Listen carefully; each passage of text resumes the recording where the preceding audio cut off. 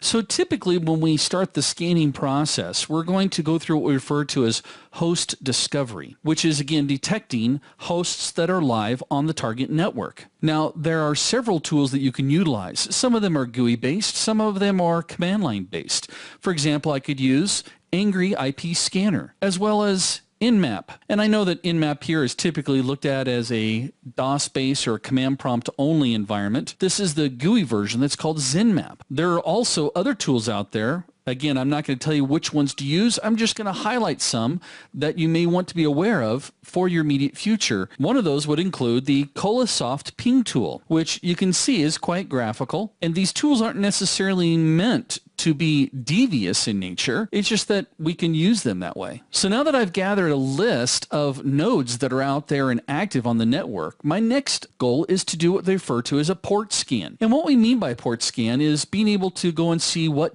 basically doors are open. And through these doors, an attacker can install malware on a system or take advantage of certain vulnerabilities. Therefore, you should always check to see which ports are open. And again, as we mentioned before, close them if they're not necessary. Now, again, some of the tools that we can use, you might see some repeats here. That's fine because some of the tools are multi-purpose tools. But obviously we have tools like Nmap, which we already know about. There's also NetScan Tools Pro, as well as PRTG Network Monitor and SuperScan. And again, you might have your own tools that you really prefer. Just follow my rule that I gave you before. Pick one, learn it, love it, and live it. I would probably really make you focus on Nmap for your immediate future as well as your real world. Nmap is so versatile. I really should get paid by these companies to talk about their product, huh? Just tell them Dale sent you. So next step then would be to do a banner grab. We sometimes also refer to this as an operating system fingerprint. So here's the skinny. Remember, so doing a banner grab, we can actually send certain commands to a system and it responds a specific way.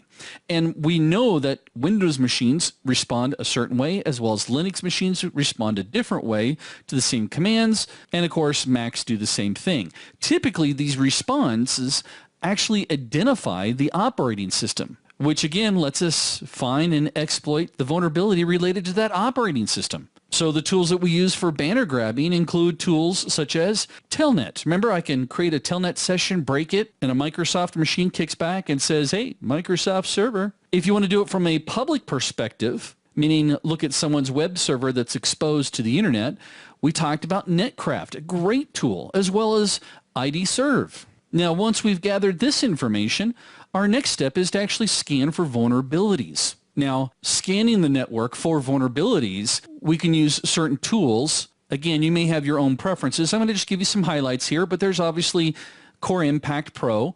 There's also Retina. I'm a big fan of Retina. I've used it in the past, as well as Nessus. Believe it or not, Microsoft makes one that's called the MBSA, or the Baseline Security Analyzer, and GFI LandGuard. Our whole purpose here is to try to determine the security weakness or the loopholes of those target systems. I now know that it's a Microsoft machine, or I now know it's an Apache server. So what vulnerabilities can I try throwing at it? These type of tools will help us to see which vulnerabilities would actually work. Now, by this point, we've got a lot of information, and this kind of goes along with documentation, but one of the things we talked about also that you should do in your pen test is draw out the network. This helps us to kind of understand the connection and path between the nodes on the network. And there are several tools out there that we can use to draw a network diagram out very easily. Those tools would include things like SolarWinds Network Typology Manager. Some of these tools are free, some of them are trialware, and some of them are obviously paid product. There's also the dude. What's my tattoo say? Dude. Anybody on that one? That'd be Dude, Where's My Car? Another homework assignment for you. There's also other tools out there like Friendly Pinger. Again, our goal is to give us a visual representation to help us better understand what's going on here. Now that we know the targets, we've fully identified them, we've been able to draw out the network, we know what their vulnerabilities are, the next step during pen testing would be then to fire up your proxies. Now, the proxy is designed to basically hide ourselves so that the customer or client can't determine where the attack is coming from.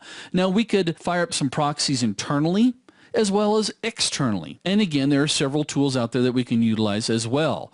There's tools like the proxy workbench. You can see that this one's a GUI interface. A quick and dirty proxy would be using the Tor network. And there's another product out there, especially for you Mac OS folks, called the Proxifier. Again, we're going to get a list of IP addresses, and you can select how many you want to use. Some of these proxies are free services. In fact, go out and Google free proxies and see if you can create a proxy chain. In fact, there's another product out there that's called Socks Chain.